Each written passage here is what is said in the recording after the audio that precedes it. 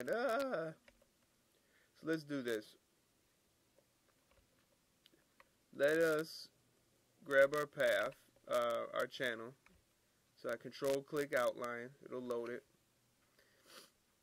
And we can try to build a path on our own by just clicking right here in the path palette. Okay, that's not so accurate. You see the outlines going off. Not so pretty. So you can do it by hand, or you can use a plugin like On1's Math Pro. Okay, and we'll go ahead and get that started. So the tolerance, we can make it higher.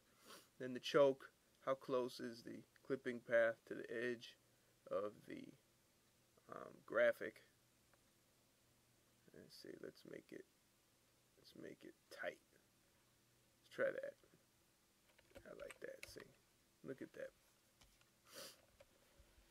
That's not bad, is it? So let's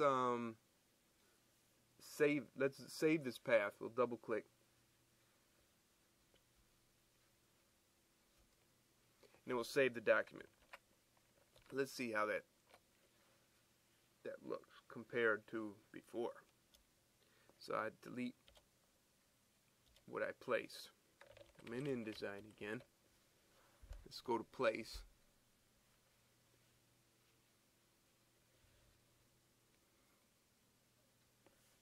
Go right here. Alright. Gonna move that down. Oops. We actually have to take the what is that called? This is called the regular selection tool in InDesign. And let's just bring our edges in so we're not distracted. Do the best we can.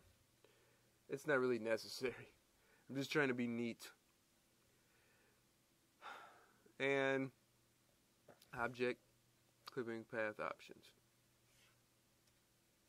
And let's use Photoshop path. And hit OK. That looks much better. That looks much better.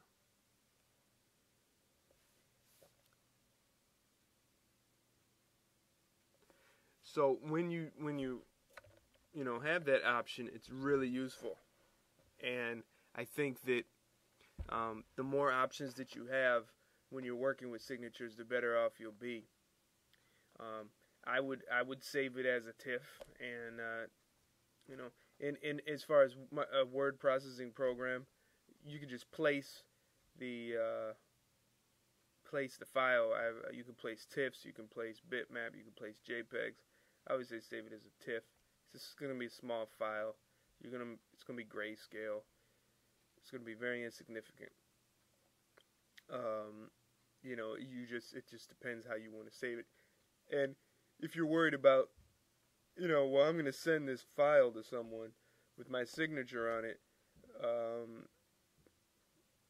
I want it to show up. It's a placed file. And sometimes when you send someone a Word document, the graphic, you have to embed it. So maybe we can talk a little bit about that in a moment. What makes a good scan? What is a selection? What are layers? What is resolution? What is a JPEG? What is TIFF? What is RGB? How do I crop a picture? What is a zoom tool? What is a clone stamp? What are levels?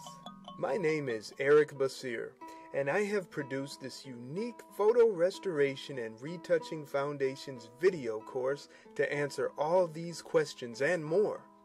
In my classes and workshops, I have taught hundreds how to preserve and restore their personal photographic collections with Adobe Photoshop and Adobe Photoshop Elements. Now you can have me as your personal instructor in this 10-lesson course.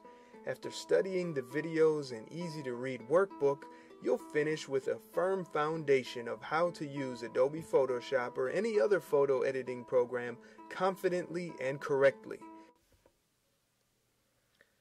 So, are you advanced? Are you intermediate? Are you a novice? You know, what I'm showing you now may be a little overwhelming. So, I can't blame you if you're just blanking out.